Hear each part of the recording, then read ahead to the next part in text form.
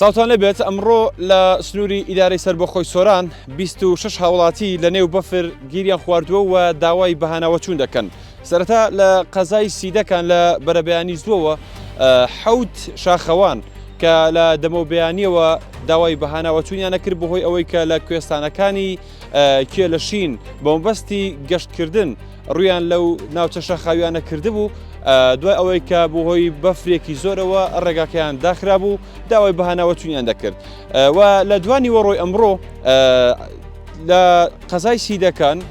زیاتر لە 12 شوانکار کە بە مەبەستی لە وەڕاندنی مەڕووماڵاتەکانیان ڕویان لە ناوچە کوێستانیەکانی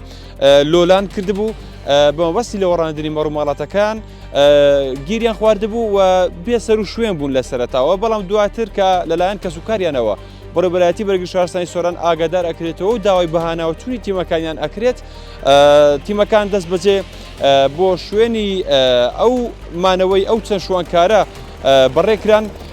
لە ئێستادا من کەمێک بە لە ئێستا قسەم لەگەڵ مقەدەم کاروان بەڕێوەبەری بەرگری شارستانی سۆران کرد. دڵنیاییدا لە تەندروستی ئەم شوانکارانە و ئەو حەوت شاخەوانش لە ئێستادا بارودۆخی تەندروستیان جێگیرە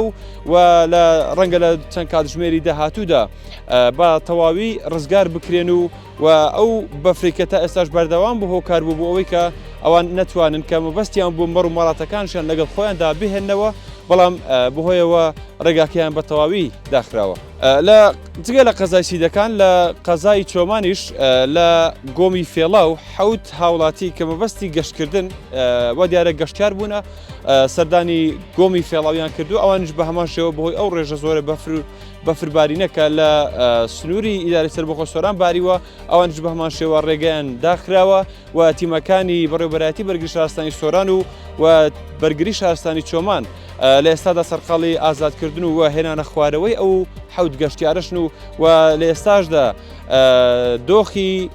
تەندروستی ئەو 26 کەسەی کە لە نێو بەفر گیریان خواردبوو جێگیرە.